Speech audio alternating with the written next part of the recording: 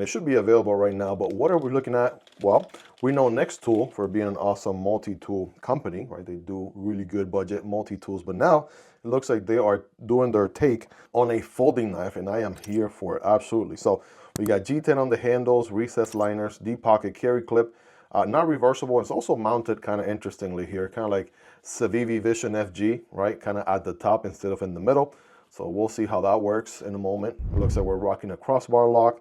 And then we have a little bit driver right here. Kind of like, I want to say some recent O-Knife Ultras that we have looked at as well. So let's go ahead and get it deployed here. Thumb stud for the win. Well, bam, right? Check it out right there. That is the blade. Good old sheep's foot blade with a little bit of belly, right? Not entirely a straight edge.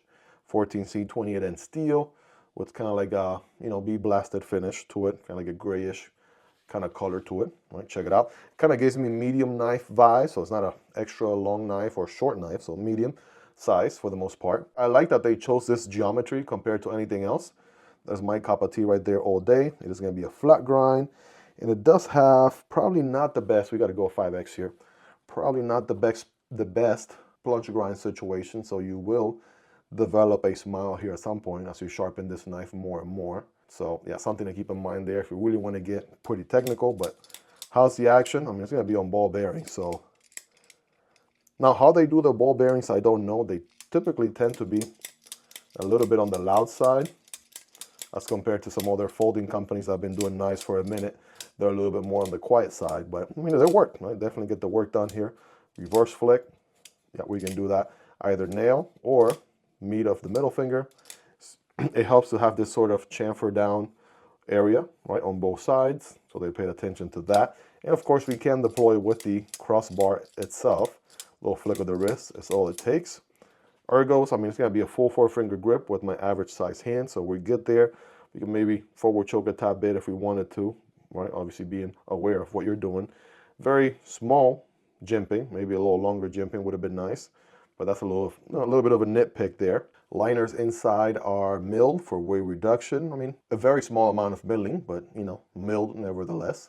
And of course, we got the elephant in the room. What is this thing back here? Well, it looks like a, hold on, this is my theory. We got this button right here. At first, I thought it was a button, plunge lock, button lock for the bit driver.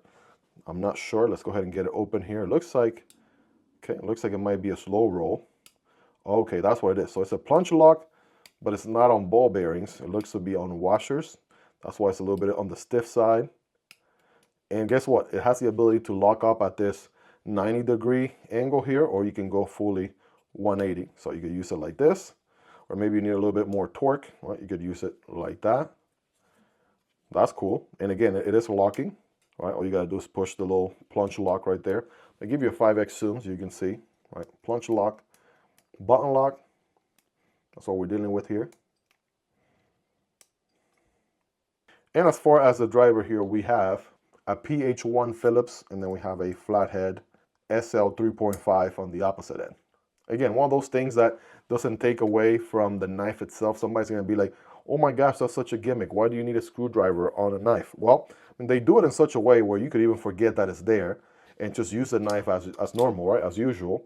But then, you know, one moment you need a bit driver and you don't have your multi-tool with you, that's going to come handy, right? You know that, I know that. Everybody in the kitchen sink knows that.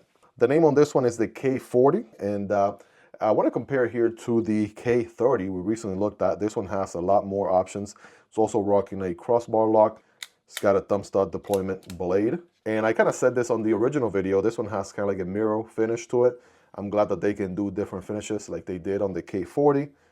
And this one has a lieu of a whole other plethora of options. There's that bit driver with the same little flathead Phillip head bit. This one has a pocket clip, again, in the middle. That's how it should be. And we have some other goodies. I mean, one other standout, and you can check out the full video on this one, is the massive scissors. So you get a knife and you get a whole other lieu of multi-tools. So, you know, maybe you want to prioritize having more tools or having less tools. But the truth is, I mean, they are both actually looking pretty good.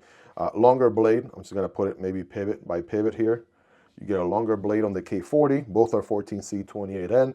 Longer handle, if you're looking for that. That's what you're getting with the K40 over the K30. But you're getting a few more tools here with the K30 over the K40.